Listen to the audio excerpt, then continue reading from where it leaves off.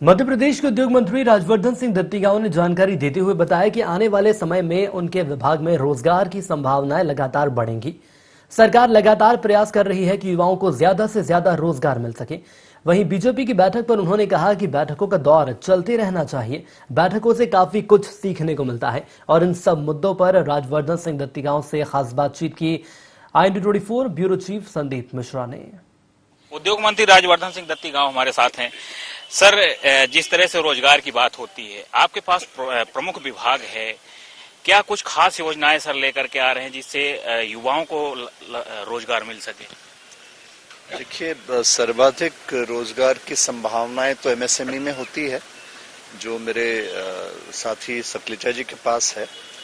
और अभी जो पॉलिसी चेंज हुआ है उसमें 50 CR तक का इंडस्ट्री केंद्र सरकार की मंशा अनुसार हमने एमएसएमई को ट्रांसफर किया है, लेकिन हम दोनों संयुक्त रूप से ही कार्य कर रहे हैं। सबसे पहला इशू आता है कि जब कोई भी उद्योग आता है तो वो सही जगह जमीन चिन्हित करना चाहता है, एक सही वातावरण इकोसिस्टम चाहता है, इंफ्रा बैकअप चाहता है, ऑन टाइम डिलीवरी चाहता है। तो ईज ऑफ डूइंग बिजनेस के तहत हम लोगों ने उसमें हम 4th रैंक पे आए हैं।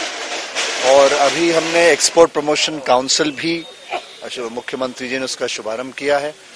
गति शक्ति जो प्रधानमंत्री जी ने लॉन्च किया, और गति शक्ति का भी एक मीटिंग मैं अहमदाबाद भी अटेंड करके आया हूं। तो होगा क्या कि मैं सारी बातें इसलिए बता रहा हूं कि जब ये गैप्स क्लोज होंगे, बेसिकली लॉजिस्टिक्स में हमारा 14% ऑफ द जीडीपी कॉस्ट अभी जाता है, अंतर्राष्ट्रीय एवरेज है 8%।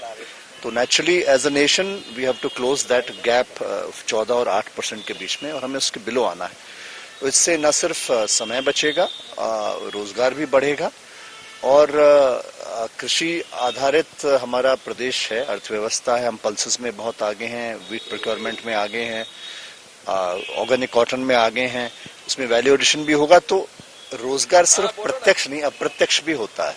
मैं आपको इसलिए कहना चाह रहा हूं क्योंकि हम सीएम ने कह दिया 1 लाख के बैकलॉग के पद हम क्लियर करेंगे, तो डेफिनेटली वो रोजगार डायरेक्ट हुआ। तो एक लिमिट में गवर्नमेंट मैक्सिमाइज कर रही है, जो पोटेंशियल है उसको रिलीज करके एम्प्लॉयमेंट करना। सेकेंडली एमएसएमई और हैवी इंडस्ट्रीज का प्रयास है। अभी सकलेजा जी से मैं करीब 15-20 मिनट बात कर रहा था मीटिंग के बाद। हम लोग कोऑर्डिनेट करने की कोशिश कर रहे हैं कि हमने किसी इंडस्ट्रीज को बुलाया। Ease of doing business 30 days में हम क्लियरेंस सिंगल विंडो की बात करते हैं, तो कई बार प्रैक्टिकल हर्डल्स आते हैं जहां एक्चुअली वो क्लियर नहीं हो पाती हैं। जैसे कुछ डिपार्टमेंट्स, एनवायरमेंट है, फॉरेस्ट है, इंटर डिपार्टमेंट कोऑर्डिनेशंस हैं।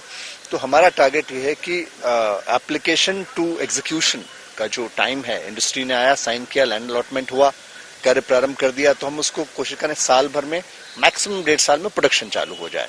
तो तभी एम्प्लॉयमेंट रियलाइज होगा।